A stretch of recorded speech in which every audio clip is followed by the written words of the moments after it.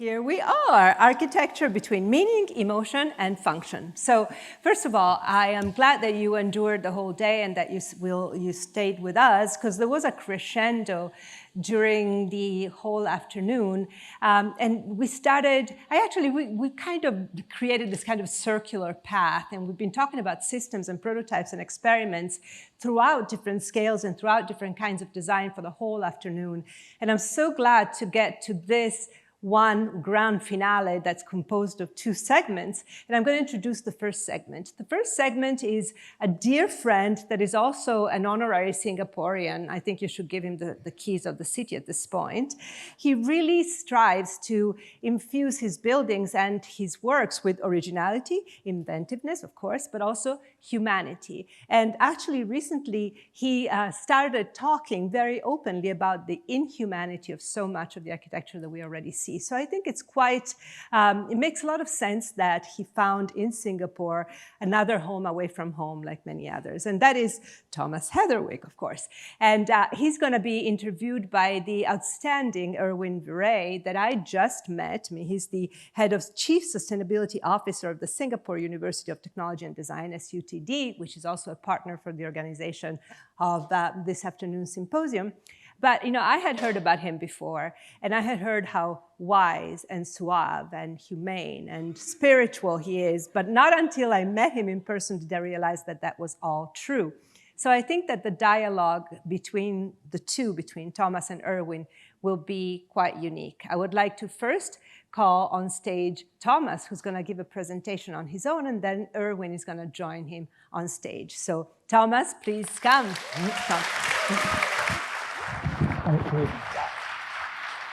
The pressure is massive after the amazing speakers. And I don't know if you all saw the torch that gets zapped by Paula. She's changed that after dinner to an electrocution thing in the back. So if you see me starting twitching, you'll know Paula's onto me. I wanted to talk to us all together about streets with new buildings on. And the problem that we all know exists in our towns and cities around the world, that we're increasingly surrounded by characterless buildings. I believe we're living through an epidemic of boringness. Everywhere's the same: dull, flat, shiny, straight, inhuman. These buildings are what my daughter calls meh buildings.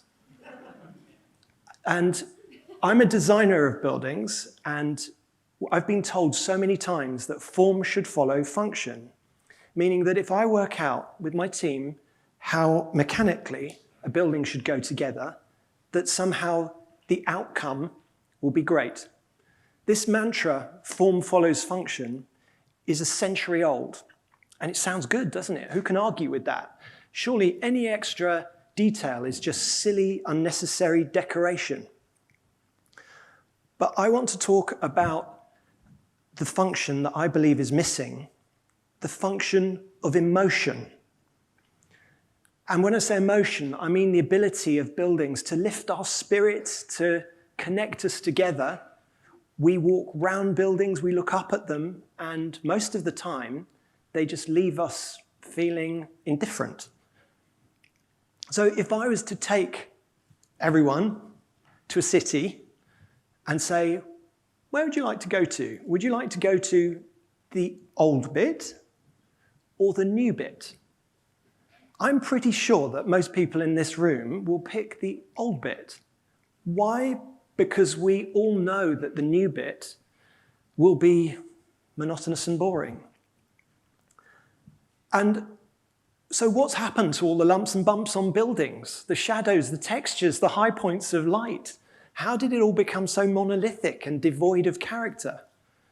But it seems that I'm not the only one alarmed at what's happening in our towns and cities.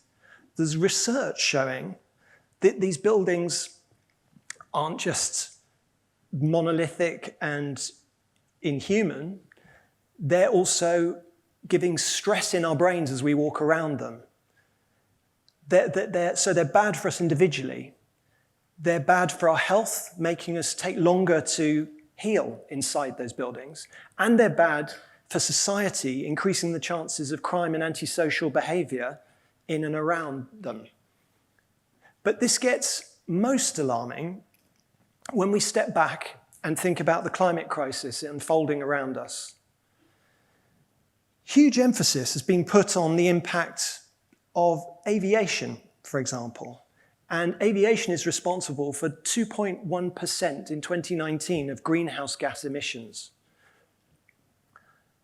But the crazy elephant in the room is that the building industry as a whole is responsible for 38% of greenhouse gas emissions. That's 15 times the impact of aviation.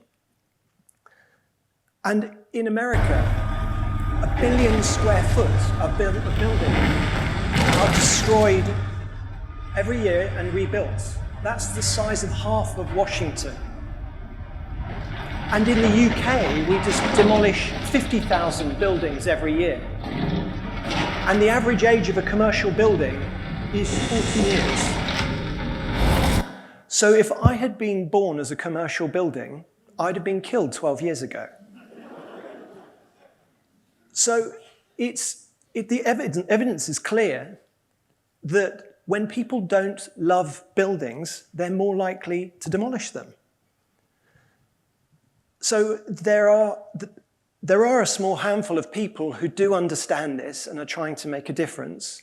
And I just thought I'd show 4 of the ways that my studio has been trying to think about this. And so when thinking about healing, in the UK, we had the chance to think about a non-clinical building at the UK's largest cancer care centre, the Cancer Care Hospital. And when you think about the worst environments, maybe not here in Singapore, but in the UK and most other places I've been to, the worst places you can possibly imagine, they tend to be health environments. And so we were given this site, which was in the last green site on the hospital. Did you catch that? You see that last bit of green site? And actually, it wasn't really a green site because that was just the construction waste left over from the car park next door with a bit of turf bunged on top of it. And so we didn't want to be the ones to wipe out the last bit of greenery when we knew that there's a power to that greenery that can contribute to healing. And so we decided to use natural materials, and you know those dinosaur models that you can get in like science museum shops that are made from plywood. We used a gigantic version of this plywood where the wood itself has embodied carbon trapped within it. And we made a building that is 3 gardens, and it has 18,000 plants and 23,000 bulbs, and a net biodiversity increase of 436%. And it's all breathable materials. And a key part of our brief was designing spaces that you could cry in and be together with your thoughts, but also come together as a group to deal with this thing that doesn't have to be a death sentence automatically. But a key to our focus was the details and aspects that could humanize and make something feel that there was care and attention, which typically the hospital environment is something that tells you that there isn't really empathy and care. When thinking about spaces you can live in, I felt I had to show the experiment that we had a chance to do here in Singapore to build a housing tower. And when we think of amazing projects in the world of housing, Singapore really has so many incredible projects. We were seeing some of those earlier. And when we were thinking about building apartments in a country that is a city, I was brought up in London in a terraced house, and if you left your socks on the top floor, you're going up and down trying to carry your socks and the drink and try not to spill them when you go downstairs. All those funny things about living in a terrace which on multiple floors. And then the handiness of living in an apartment horizontally is fantastic. But the thing that I didn't want to leave behind when I think of living is the smell of the earth and being connected to the ground. And I know here in Singapore, these black and white houses are so cherished because of that relationship in this tropical context of nature. But so how do you change the dynamic of being in a weird helicopter flying above the landscape to really connecting closer with nature? So we wondered, could we make every apartment have its own garden? And Monsoon was speaking earlier about cross-ventilation. We visited all the different apartment buildings we possibly could, and they all felt like a prison of glass with maybe a dry balcony that you'd look out at, never go out because it was too hot. And we just visited one where suddenly there was this cross-ventilation. And we just realized we must have air moving across. So we made a project where there is a garden on every floor, where on 3 different sides you can open it up and for a few hours of the day, potentially not use that heavy-duty air conditioning that everyone relies on so much here, and make a project which is based on embedding garden 365 degrees around you, 360, and just testing whether you're all awake there.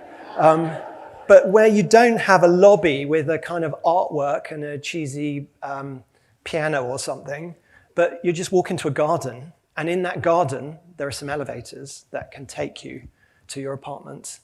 And where that nature is embedded into the space rather than stuck on as an addition later. And it was sort of interesting having the chance to finish this project 2-3 years ago. But now with the COVID experience we shared, where so many people were locked in, that importance of something that I think is deep in us, of connecting to nature, is I think, quite fundamental.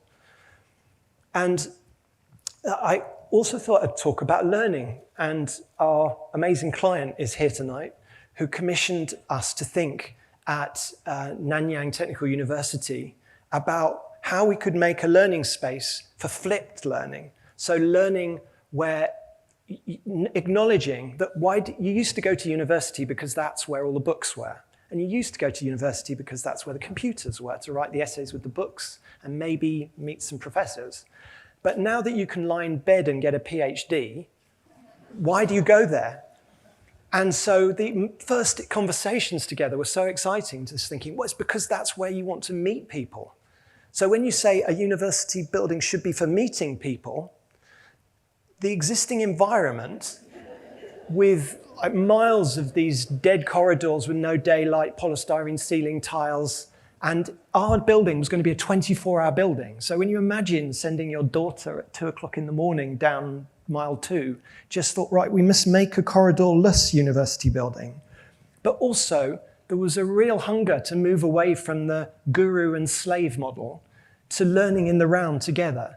And the university said to us, no corners in the tutorial rooms. So we obeyed. And so we made a building made from 12 of these. And the focus really was just knowing that we tend to learn where you're not supposed to learn. So how could we make as many nooks and crannies, spaces for the bit before or the bit after where you think, oh, I disagree with what they said, or I'm not sure about. And so it's got lots of conspiratorial huddle spaces, but everyone can see each other. So the finished building isn't one building, it's 12 buildings that collaborate. And our passion was to try to work towards finding what a tropical sustainable architecture might be evolving towards, and to embed craftsmanship and to make a space so there's no air conditioning, it uses cross-ventilation here to try and make a heart to a building where everyone can see each other, where there's that spirit of the teachers are there to learn with you, not dictate to you, and spaces where you can be in multiple levels of formality and collaborating qualities. And I remember going along there one time when I was here with jet lag at 2 a.m, and it's a building doesn't need any doors because it's open 24 hours. And there were people learning. So I'm finally in New York that we were commissioned to make a public space project. And here was the old Pier 54, sorry, and we were asked to make a new pier. This had got damaged as a public space, and we were being asked to enlarge the edge of Manhattan here. And what seemed most exciting to us was not being on a bigger bit of Manhattan, but enjoying the infrastructure and of how you make piers, and wateriness, not bigger Manhattan with the 9 lanes of highway there. And so it seemed making a park, putting a few trees on that windswept horizontality seemed a shame. So we're thinking about the emotion of being in space and being in nature, and it seemed a few plants on that windsweptness wouldn't do anything. So could we let the piles be the hero and three-dimensionalize and really lift up a space? So a year and a half ago, we finished this new park, which is pushed out off from the city and is a space with gangplanks across so that you have the emotion of leaving something behind and arriving at something new. And it's a space for the city. It's free, and almost every production in the outdoor theatre is subsidized. And it's really about spaces that are a platform for the city. So in conclusion, I'm not saying there's any one solution for this epidemic of boring. Just like in nature, we've learned the immense importance of biodiversity, I believe we now desperately need more architectural diversity. My hope is that we could together trigger a new humanizing movement that no longer tolerates soulless, inhuman spaces. And we can't keep knocking down all the old buildings all the time. Wouldn't it be better if those buildings inspired us to want to adapt and adjust and repair them? So my hope is that we stop building 40-year buildings and we start building 1,000-year buildings. Thank you. And perfect timing. Perfect timing. Perfect timing. Like 5 to 10 seconds over, like perfect. He's holding the 10 seconds Erwin, against me. yeah, I totally am. And this is for you. Thank you. Erwin Viray.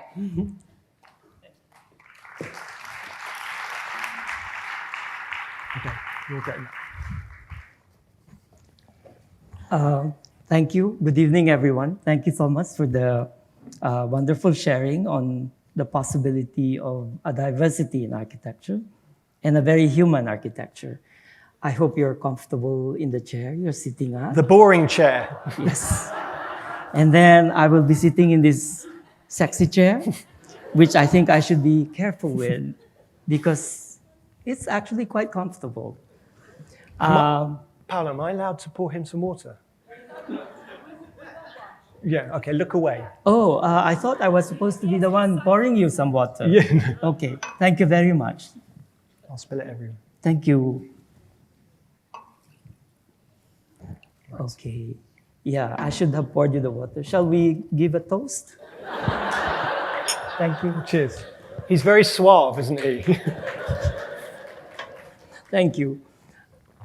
Now, let's go to the hard part.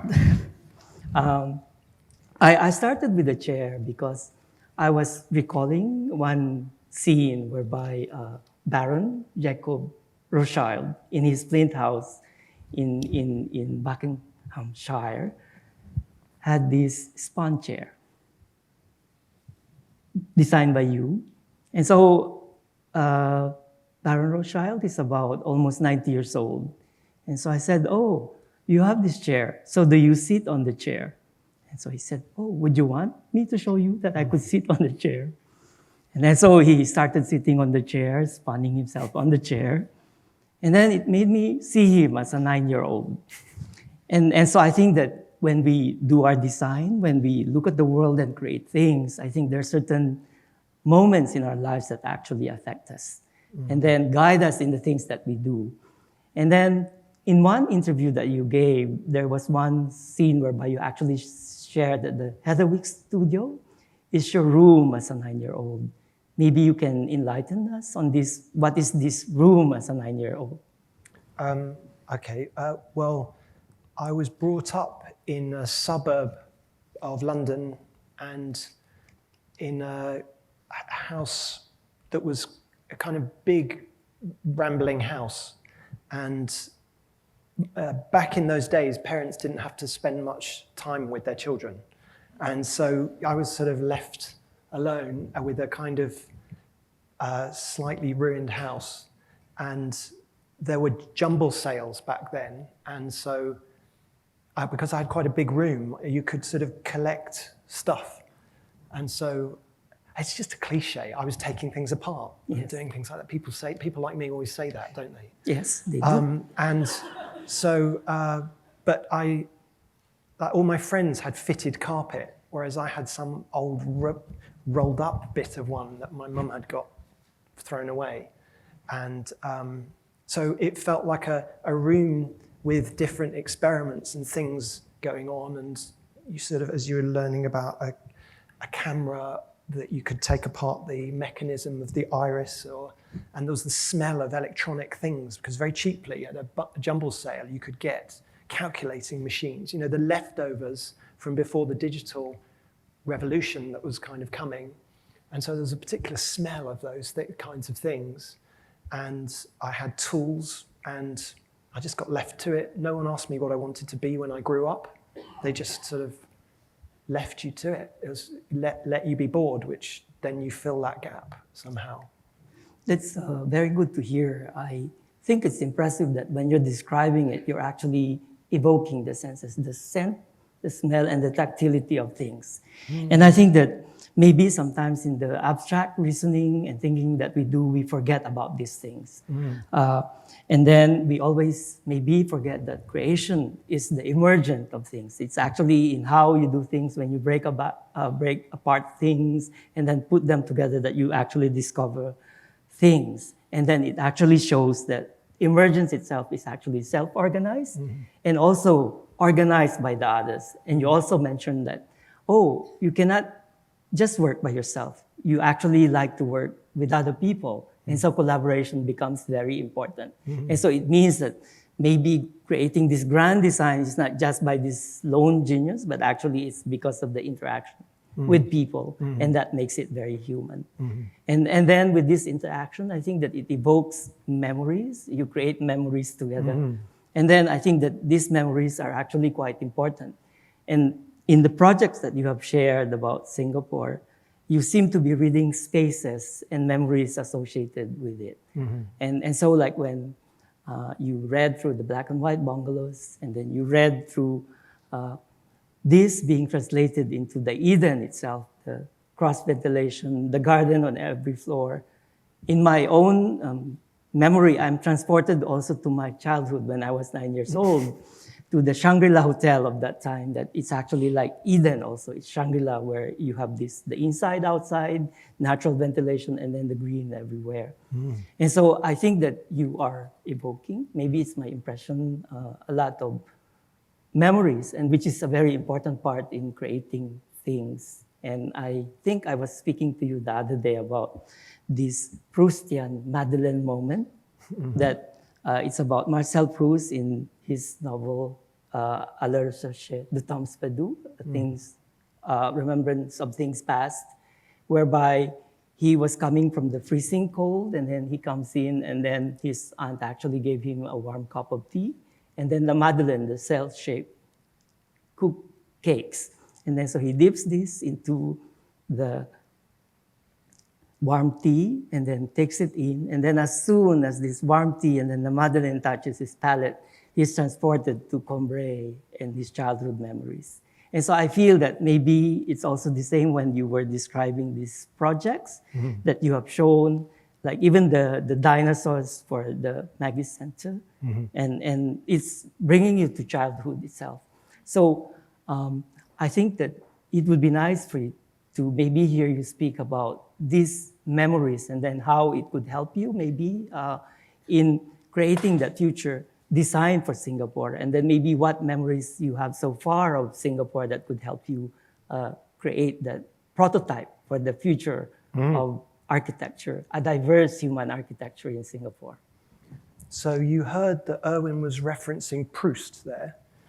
In our conversation before, he was also talking about the cartoon Ratatouille as well. I don't know if any of you have seen that, for some similar things. But I think my feeling is that years ago, I got interested in darts, very British. And in darts, you're trying to obviously hit the bullseye or which bit. And when you throw your first dart, you're likely to sort of throw to the left or to the right. And then the next dart, you're likely to overcompensate and go to the other thing. And then you're trying with your third dart to get the middle between those two things. And it feels like we had a form of architecture that was human without having to have a big intellectual conversation about why it was human. Then we threw it all away because it sort of didn't seem relevant to our time. And then we threw away the craft. And then we got very excited about system thinking. And there was a war, and there seemed a perfect place for systems strategic thinking to go in.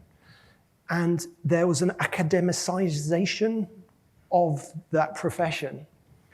And the head led it without the balancing empathy and heart. And it's proudly spoken of as science. You know, architecture is like science with some art in it.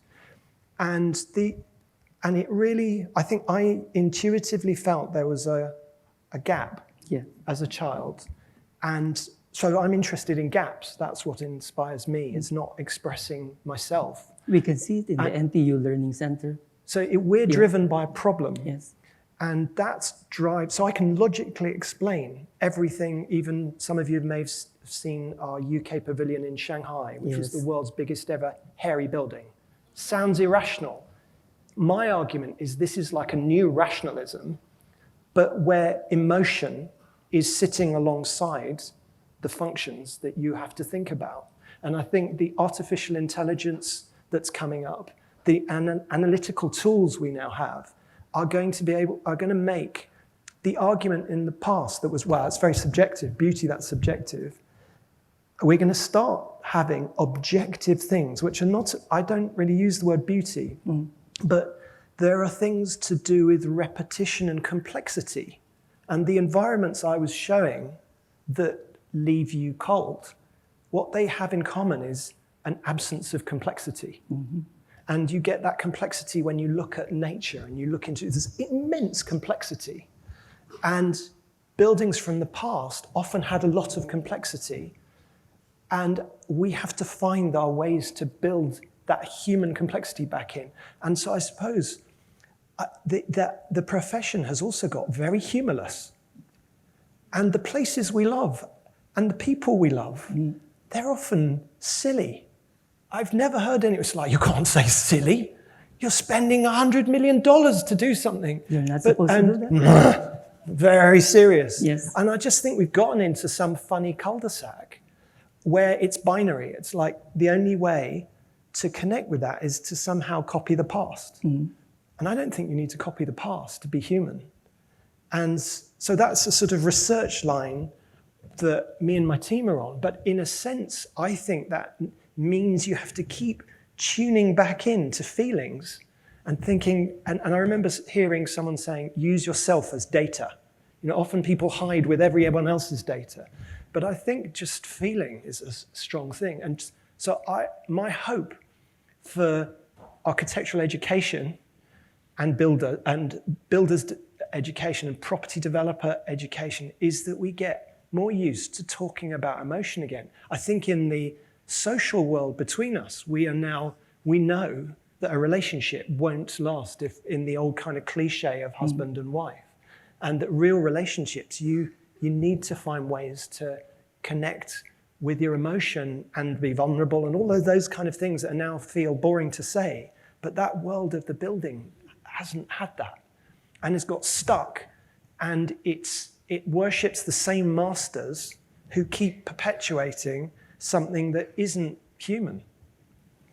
So, yes, it seems like we're so obsessed with measuring things, I guess. And so, how do you measure emotions? So, I think that it's maybe some big question that how do I know that my emotion is correct or wrong? How do I know if it is appropriate or not appropriate?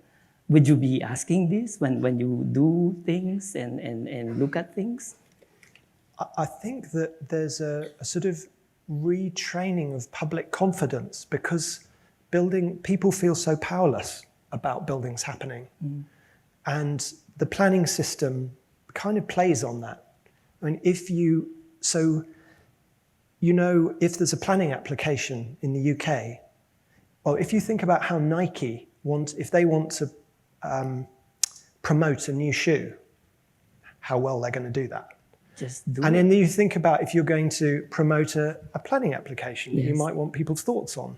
There's a piece of A4 paper in a plastic sleeve which has been cable tied onto a lamp column in London, getting wet, and you have to peer at it, and it's just jargon, and there's nothing inviting your thoughts. It's actually a miserable statement of not wanting people involved and engaged. And I'm not sure I'm answering your question, but what was your question again? What did I ask you? Back to Paula. No, okay. Okay. Yeah, I thought that it was about measure, but how do you measure? How do you measure? Well, I think that measuring is coming. Yes. Because we are now getting if we go back to the metaverse, some of the headsets that are coming, and I was speaking to the person developing with Apple, their headsets, the intelligence, we've thought emotion is just subjective, but there's now tracking software that can tell the emotion in your eye movements, that's the zone which gives away, and it's not just where your retina is pointing. So we're going to start, because as it is, we can do eye tracking to see where people's eyes are. And when you start looking at the way they track buildings with necessary visual complexity and buildings with absence of any of that, you see how their eyes move. So that the neuroscience and the neuroscientists working on this, it's really growing. And I think that's going to start becoming, interestingly, unarguable data, where you'll be able to objectively say whether something connects or doesn't. And we've already got data on buildings that cause stress, because with electrodes connected, you can really see how people's brains are responding. And I just love that, because I think we're going to find that there's coming back with a kind of vengeance. Yes. That if we don't want to be 15 times worse than the aviation industry and really be doing buildings that are going to stay in the long term, that's going to be fascinating data. And instead of building designers making buildings for the appreciation of other building designers and winning awards from other building designers, and the disconnection of what building designers think is great and what the public think is great, I think we're going to have a correction time that's going to be fascinating over the next few decades. Yeah, it's fascinating to imagine what you are sharing, Thomas. The possibilities that we can do is understanding ourselves, understanding our body, how we react to things, and then how things, our environment, could actually affect how we feel, and then how we would do things. Like in this space, like, can you turn around in your chair? I don't have the features yours has. You see that, maybe just to show that, the implements given to us allow us to do certain things. And so, that's status. You're just showing off. Yeah, I'm showing off. Sorry. So sorry. Paula, sorry about this. Yeah. But anyway, so Because you mentioned the aviation industry, and then somehow when we think of this, the eye movement, we think of a certain intimacy and a certain scale when we measure things. But what happens when you come to bigger things, huge spaces, and so how do you make that a space that could be a comfortable space, and then how would you create a certain emotion in spaces like that? What emotions would that be? So like, maybe you have not shown it today, and one project that I have in mind is the Google headquarters also, because that's a huge scale of environment itself. Like magic. Yes. Okay, that was a clever lead. Yes, thank you. So we've just finished this 4 months ago. We finished the first phase of the Google buildings in Mountain View in California. And the existing buildings that they were using, I mean, they all had a tarmac tutu of cars around the outside of them. And it was very disappointing going to California there when I was there arriving thinking this place has changed the world, and how the built environment, and some of the most intelligent people in the world are there, and the built environment wasn't expressing that at all. And I also find it fascinating that the magnitude of what some of these companies have done and facilitated us to do, but then actually the little bit people that we need to make workspace for are the same size roughly we were about 400,000 years ago. And our needs, and probably in another few thousand years, will probably be maybe a little bit taller, a little smaller if we exist at all. And so it was interesting thinking, how do you make spaces that can take future change, but also can have, so the flexibility is there, but also when we make sustainable buildings, so typically someone designs their building and then like post-it notes, they think, oh, got to be sustainable, and stick a few solar panels on.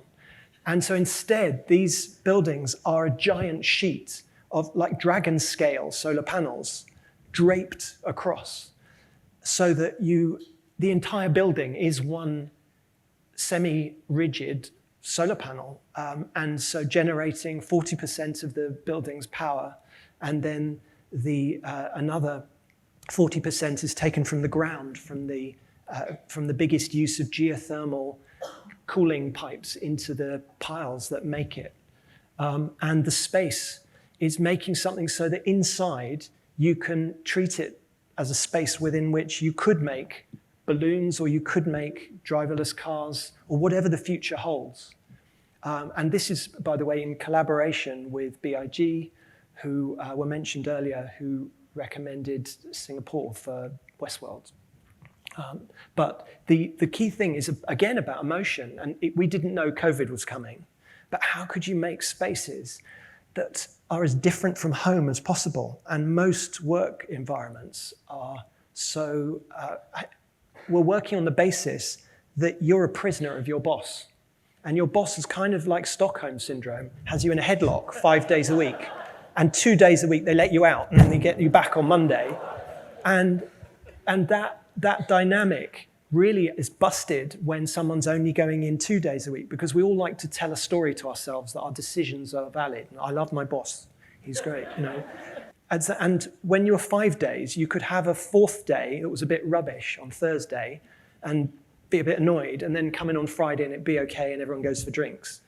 But now that people are maybe only going in 3 days or 2 days, and if they have a bad day on that third day, then they go home and fester for 4 days, that you're going to get a more professionally promiscuous workforce.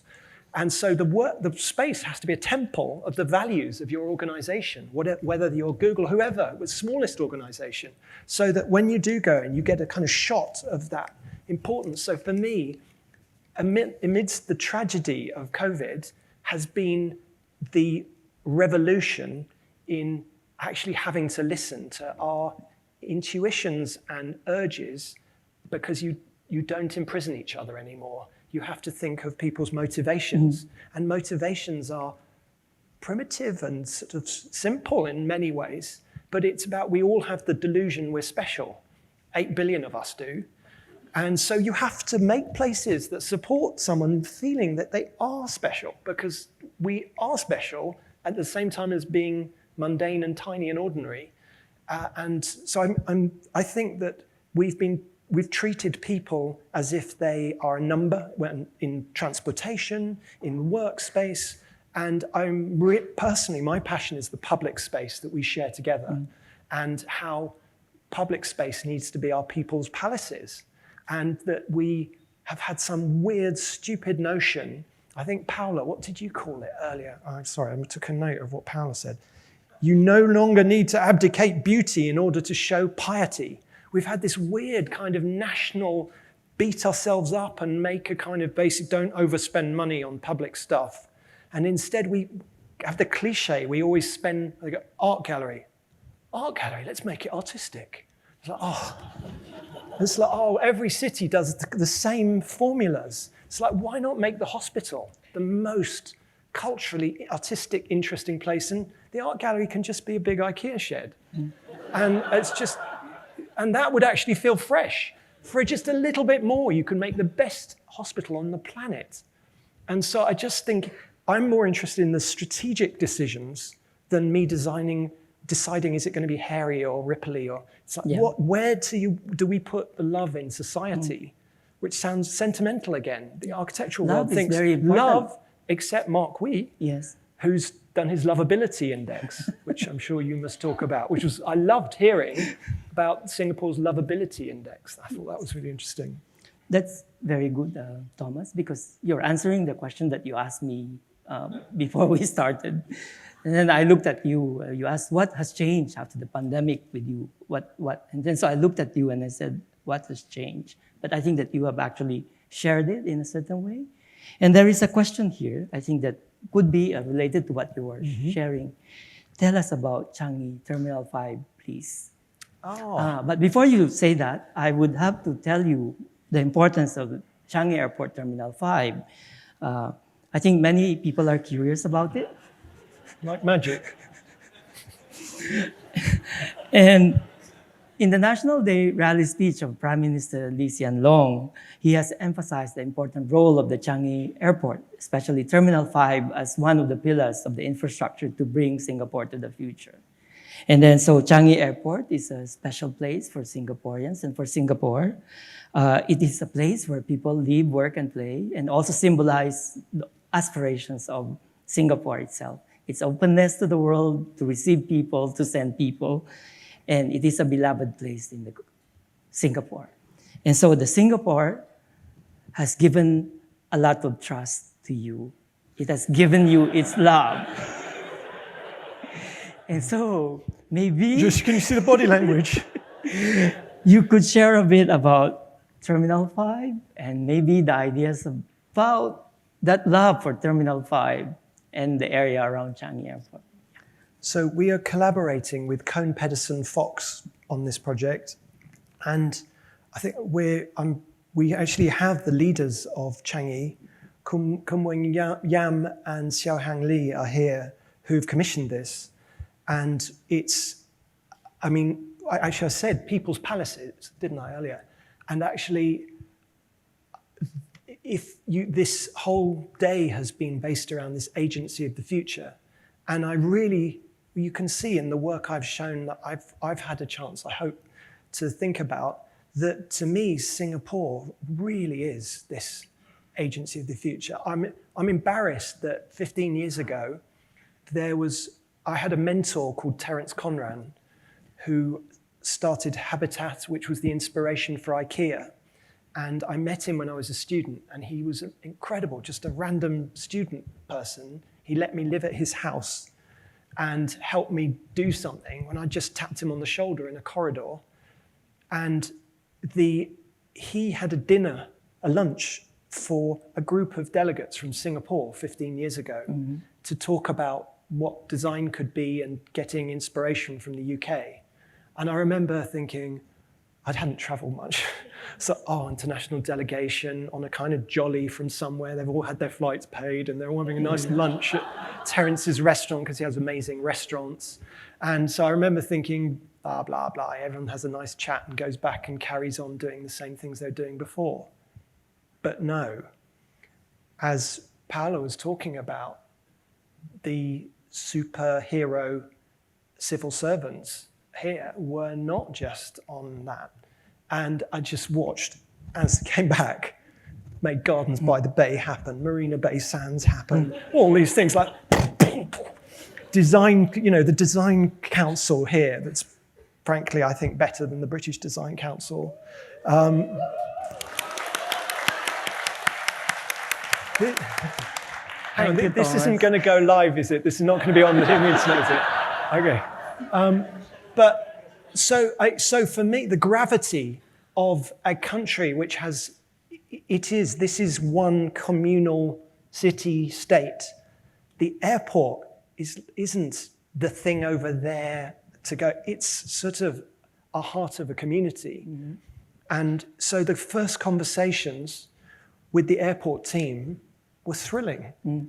And it was the most, could you close your ears, please, client group? The most intelligent client group we've ever had. Really?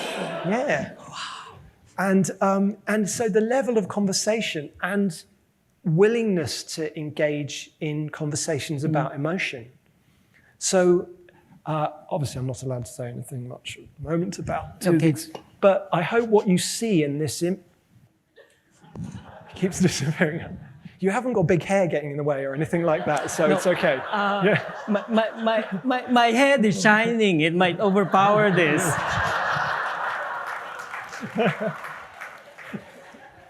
So what you see here really will be the biggest use of photovoltaics in the world of aviation. But that's what the real goal is, to not see. We talk about cathedral-sized spaces, and actually many spaces called cathedral-sized spaces are way smaller than cathedrals. And this is so much bigger than any cathedral. I mean, this is from the Marina Bay all the way to the Singapore River. I mean, this will be one of the biggest terminals ever made in history, as big as Terminal 1, 2, 3, and 4 combined. And so it's not about making one place. It's about making many places and the relationships. And it's a sort of, not quite community center, social hub for a nation and a city. And so it's really interesting thinking about that job and that social job commitment that we all have to something that is giving, and it's not for the airlines. Yes. This is for people. And I mean, you all know that Changi has won for the last 20 years the best airport of the year, Business One, and for the last 8 years something best from passengers. But it's because the team have thought from the passenger rather than from the airline, making airlines happy.